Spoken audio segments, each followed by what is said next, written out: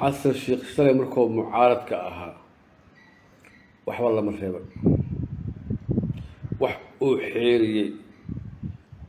uu xeeriyey ma jirin soomaalnimo uusan xeerin islaamnimo uusan xeerin taariikh uusan xeerin dhaxal reeb uusan xeerin berri maxaa imaan doona usan ku fikrin wax uusan hubin oosan ogeyn ayuu meel fagaara la soo istaagay ciidankii eritrea waa la gatay ciyaalkii waa la gatay baadhamaa la geeyey aksumay ka dagaalameen bababababababababababa eritrea maxay noo qabatay mch ba noo dhistay iskool ay furto ma jiraan eritrea maxaa danaho mataqaa nagala dhexeeya eritrea maanta intaa la joogaa eritrea la joogaa maanta ninkaa la ag fadhiya wuxuuna soo ogolaaha heshiiskii farmaajo oo ka hor saxiixay ayuu soo ogolaaha maanta inuu sidiis u taagay u shaqeeyaa ma laga fiirsan asaga iyo kuwa maangaabta ah ee liita ee garashada ku yar tahay ee aqoonta ku yar tahay ee ilbaxnimada ku yar tahay maanta dhiiqadii la sheegaya ayagaa dhex fadhiya dhiiqo alhebelow dhiiqaa laguu geeyaba boosaneeraa ku dhici rabtaa ayagaa maanta boosaneer iyo dhiiqo dhex fadhiya annaguna shala waxaan dhehayna waa beentii bal ogaada maxaa loo soo dhurtay hadalkeenna waa beentii eritrea jabuutiya walaalaheena dhulka haysataa eritrea jabuutiya lagu xumeeyey heshiiskeeda jabuutiya meel cidlaan loogu tegay maanta intuu joogaa waxaan rabaa shacabka soomaaliyeed intii wax og oo taariikhda og waa og tahay inta aan wax ogeyn oo dhallinyarada 90 dhashay ee aan dalkiioo burbursanoo dowlad lahayn muxuu ahaay soo gaaray ayaan rabnaa inaan wax barno oo wax u sheegno kuwa afka abuurta ka dayahaya ee jaahiliinta aan waxba aqoon abkay xoolo abkay doqon abkay reer baadiya abkay dameero waxaan leeyahay aqoontaa idinku yar ilbaxnimadaa idinku yar waxbarashaa idin dhama weli waxbarta la soo gaari maysaane waxbarta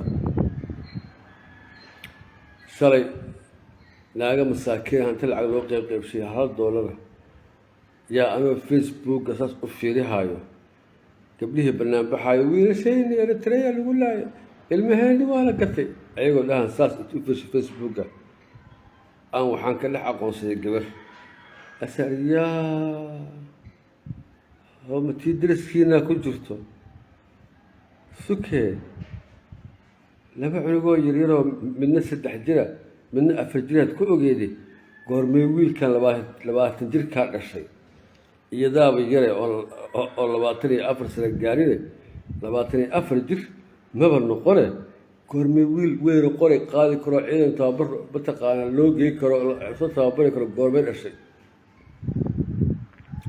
baabuurkii aan ta qaataan guriga ugu tegay markaasay intay ay waday gabar kaloo saaxiibteeda ii geysay labadooda baabuurkaan soo saartay waxaan idhi leefaan ka soo duubay xataa leef waxaan idhi waa isna qaadnaa oo derisaan nahay oo waa iska warqabnaa ilma adeerayaalo goormaad aad dhasheen wiilal haran qaaday oo qoray qaadi karo maanta dagaalami kara waa is ognahay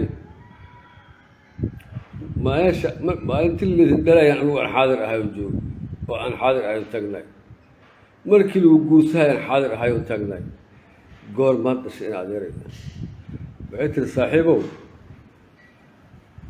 dadaa labadoo meesha la geeyey $50 soo qaadanay meeshaas dadkaas aan buuxinaynay oo kaalay noo bannaan baxaalaynay $50 soo qaadanay in adeerow adiga lacag kala bixi waxaad tiraahda samee anu waa sameehaynaa anigu lacagaan rabnaa. videogaas facebookeyga hore ee la jabsaday ayuu ku jiray, haddana youtubeyada waa laga helaa laga raasho. horta ceebtaas u soo joogeen. waxaan rabaa Eritrea ayaan rabaa wax yar oo taariikh oo gaaban inaan ka bixiyo. Eritrea waa dowladihii aan abaalka u galnay. intii abaal gudda dadka Eritrea waa dadka ugu fiican ee abaalkii loo galay ogsoon. qof Eritrean haddaad ku aragtid adduunka meel kasta aad ku aragtid, markaad isu sheegtid anigu Soomaaliyaan ahay, wuxuu ku celinayaa salaam barto. intii aragtana waa aragtay, intaan aragtana waa u sheegaynaa. waxaa la dhihi jiray jabhadooda EPLF ayaa la dhihi jiray. xamray xafiis ku lahaayeen. siyaas ee furqahan xamruu joogay. baasaboorka uu ku dhoofayo oo ku dhoofo baasaboor Soomaali u ahay. kuwii Tigreega ahaana TPLF aa la dhihi jiray. Mele Zanaawi guddoomiye u ahay. xamruu joogay kuliyadda qaanuunka iyo sharciga ayuu dhigan jiray. asagana xamr jaacad u yahay ninka la hayay Mele Zanaawi jabadiisuna TPLF ahayd. siyaas wuxuu ahay nin aan mataqaana isla weyneyn oo dadka Soomaalida la sheekaysta oo baararka yimaada oo kaftama ayuu ahay. miisaaniyadda dalka ayaa lagu biiri jiray nimanka leeyahay labadaas jabhadood iyo tii Soomaali galbeed. miisaaniyadda dalka ayaa dhaqaale lagu bixin jiray.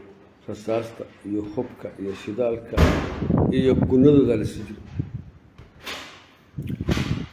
markii Eritrea ay xorowday oo maalkeennii iyo hubkeennii iyo dhaqaalaheennii iyo juhdigii aan gelnay ay ku xorowday, annagiyaa waxaa galnay burbur, dagaalo sokeeyaa galnay. ma jirin Eritrea dowlad Soomaaliyeed ay la xaaltanto oo ay walaalnimadii iyo wanaaggii iyo sharafkii iyo wixii loo qabtay ay ugu abaal guddo ma jirin. nimankaas midooda maxaakiimtaha u qaxay oo u cararay hadda ka hor, ayaguna waa ogaayeen midooda maxaakiimta inaysan meelan Eritrea isu ku baxsanayn oo Eritrea ay tahay dal Soomaalida jecel. halkaasay tageen.